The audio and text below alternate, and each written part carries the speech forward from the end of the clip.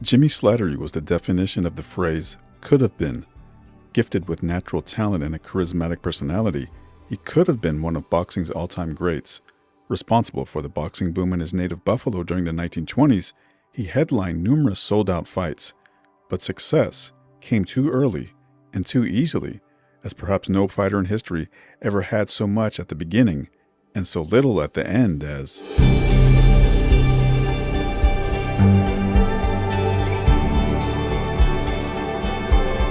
Jimmy Slattery was born August 25, 1904 in Buffalo, New York. At the age of 15, he was in a street fight with the neighborhood bully, which prompted Slattery's firefighter father to teach him how to box. The two soon began staging matches in the yard of their home in Buffalo, where Slattery, then known as Seamus, became a neighborhood phenom. His cousin, William Skits Fitzgerald, saw how good he was and asked him to fight on an amateur card. Slattery won his fight and decided to become a professional boxer with Skits as his trainer. At only 17 years old, Slattery was limited to 6-round bouts because of his age. After a few fights, the distance no longer mattered as Slattery began drawing sellout crowds in his native Buffalo. He fought with his hands by his side, a technique described as the weeping willow defense, a fighting style that left opponents and observers dumbfounded. Slattery went undefeated in his first 38 fights before losing for the first time to 175-fight veteran Joe Egan. Slattery then scored an impressive win over young Stribling before dropping a 6-round decision to the then middleweight champion Harry Greb. Slattery impressed, taking the first 2 rounds from the legendary fighter before Greb finished the bout strong. In 1924, Slattery defeated the power-hitting Jack Delaney twice, with both fights still abbreviated to 6 rounds because of Slattery's age. But Slattery clearly won both fights as Delaney could not match the pace set by the young phenom. Slattery then avenged his previous defeat to Egan by stopping him in only 37 seconds, and in May of 1925, he blasted out Jack Bulldog Burke, Jack Dempsey's best sparring partner. Time magazine described Slattery as a fighter so fast that he never lifted his hands to parry, struck with his wrists slack, and whippy until the moment of impact. The beauty of his bright, merciless speed made grizzled gentlemen at ringside mutter of Kid McCoy and Jim Corbett. In 1925, Slattery was now of age to fight 10 rounds, but suffered a stunning defeat when he was stopped by the light-hitting Dave Shade in 3 rounds. Slattery was acting cocky throughout the fight when Shade weaved in and exploded a right hand on Slattery's chin. Buffalo's favorite son went down and was floored twice more before the bout was stopped. Writer Damon Runyon stated that Slattery's devoted admirers in Buffalo were never the same, and neither was Slattery. There were rumors among those close to Slattery that disaster was coming. He was partying more than training, later admitting to playing cards until the early hours of the morning prior to his fight with Shade. "I tried to hold him down," his manager Paul Red Carr said, "but it was like trying to sit on an active volcano." Slattery did get back on the winning track, winning a decision over Maxie Rosenblum before getting a shot at light heavyweight champion Paul Berlenbach. Slattery put up a strong fight against the defending champion, but Berlenbach's hard-hitting style wore him down and Slattery was stopped in the 11th. Despite the losses, Slattery remained a hero to fans in Buffalo. He paid for the train trip to take all the Irishmen from South Buffalo to attend one of his fights. During the Depression, his son Jimmy Jr. said, people were cold in their houses. He'd send over tons and tons of coal to these people and pick up the tab. Money was no object to him. He didn't care. Slattery sparred with Gene Tunney prior to Tunney's first bout with Jack Dempsey. Slattery floored the future heavyweight champion in one of their sessions, and Tunney believed Slattery could be the greatest fighter ever if he only trained. Slattery then won 23 out of his next 24, which included a win over Maxie Rosenblum for the vacant light heavyweight title.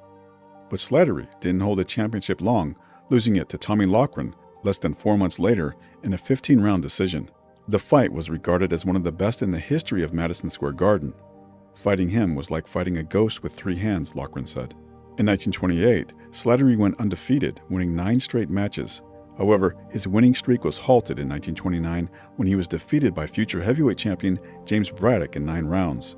Slattery then split a pair of decisions with Rosenblum and earned another shot at a version of the light heavyweight title, defeating Lou Scoza in a grueling 15-round decision.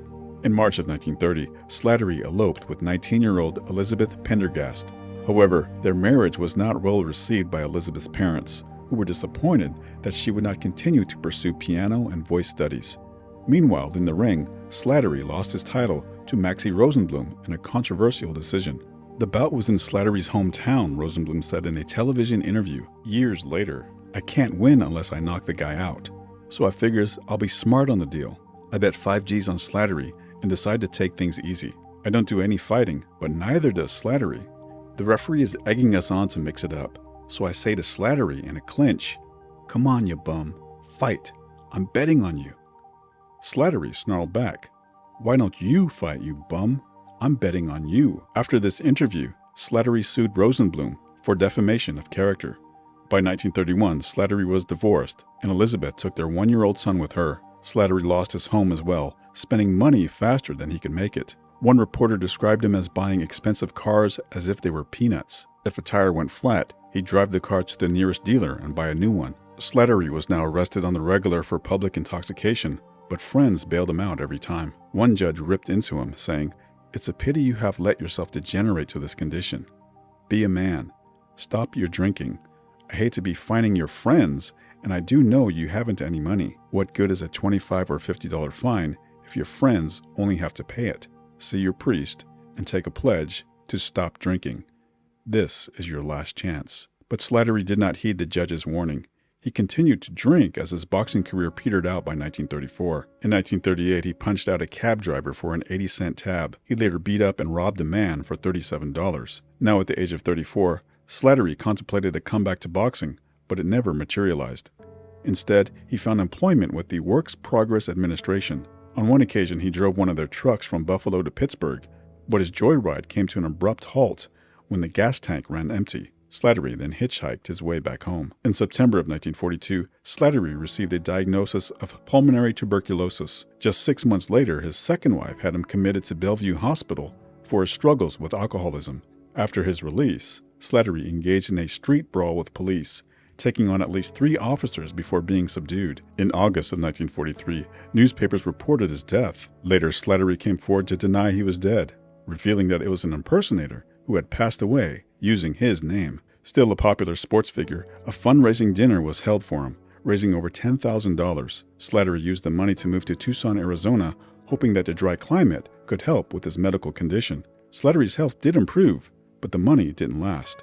After 6 years in Arizona, Slattery returned to Buffalo. He got a job doing some gardening with the Parks Department, but by the afternoon, he would be in the local bar, downing as many scotch and waters as he could afford. Despite the outings to the local bar, Slattery became more reclusive as he got older, avoiding friends and family. "Once I get a few beers, I get belligerent," Slattery warned a family member. "You can come and visit me, but I'd rather not know where you live." By 1954, his hospital stays were becoming more frequent and sometimes extending several months. He had a hernia operation in January of 1955, and the following year, he had a heart attack inside a drugstore and collapsed. In 1957, he fell unconscious on the sidewalk. On August 29, 1960, Slattery collapsed inside a bar near his home, but was revived by the people present. He was then sent home to his tiny room at a $10 a week hotel. The next morning, the best boxer that ever lived and the best liver that ever boxed was found dead on the floor of his room, laying between his bed and a chair. Slattery had celebrated his 56th birthday just 4 days earlier.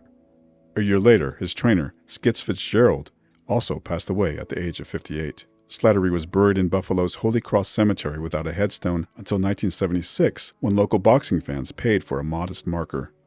Slattery died broke, squandering over $400,000 in ring earnings, a figure equating to over $9 million in 2024 dollars. But he didn't regret blowing all of his money. "What is it they say?" Slattery asked. "When you dance, you have to pay the fiddler. That old fiddler always had his hand out.